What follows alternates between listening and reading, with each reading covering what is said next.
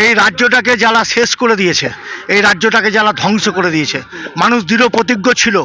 নরেন্দ্র মোদীজির আহ্বানে সারা মানুষ মুখিয়ে ছিল। 23 তারিখ এবং 29 তারিখের ভোটে মানুষ নির্বাচন কমিশনের সহায়তায় ঢেলে ভোট দিয়েছে পদ্মফুলকে। একদম ধুয়ে মুছে ঝাঁটা দিয়ে সাফ করে দিয়েছে চোর তৃণমূলকে। কোথায় যাবে আজকে মমতা ব্যানার্জি চোর অভিষেক?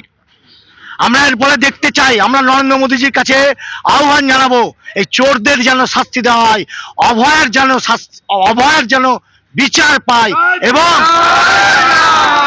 এবং ঠিক 1 বছর আগে ধুলিয়ানে হরগোবিন্দ দাস, চন্দন দাসের যেভাবে মৃত্যু হয়েছিল, যেভাবে তাদেরকে কুপিয়ে হত্যা করেছিল, তার বিচার চাইছে পশ্চিমবঙ্গের মানুষ।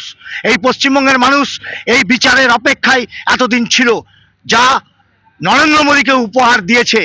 আজ ধুয়ে মুছে সাফ করে দিয়েছে তৃণমূলকে। সেই তৃণমূলের জয়ে আজকে মানুষ উদ্বেলিত।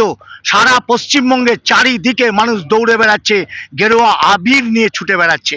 এই জয় নরেন্দ্র মোদীজির জয়, সকল ভারতীয় জনতা পার্টির কর্মী, নেতৃস্থানীয় সকলের জয়, সকলের কর্মীদের, সকলের চেষ্টায়, সকলের পরিশ্রমে আজকে সারা পশ্চিমবঙ্গে পদ্ম ফুটে উঠেছে। অধীর অধীর করে এমন হাইপ তুললেন যেন পশ্চিমবঙ্গে একটাই সিট, অধীর মুখ্যমন্ত্রী হয়ে যাবে। ঠিক আছে, বহরমপুরের মানুষ যোগ্য জবাব দিয়ে দিয়েছে। উনি এত বছরের অভিজ্ঞ রাজনীতিবিদ, উনার বহরমপুরের কম্পালশন বোঝা উচিত ছিল না? আজকে কেমন মুখ টুকরে দাঁত ভেঙে উল্টে পড়ে আছে।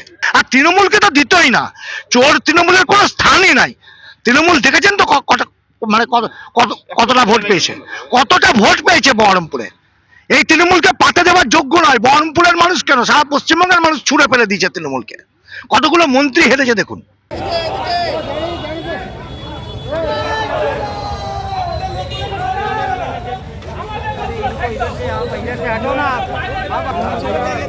ভারতীয় জনতা পার্টির উন্নয়ন হবে, যেমন দিল্লিতে হচ্ছে, উত্তরপ্রদেশে হচ্ছে, মধ্যপ্রদেশে হচ্ছে, সেরকম পশ্চিমবঙ্গেও হবে। ফলো করুন বর্তমান।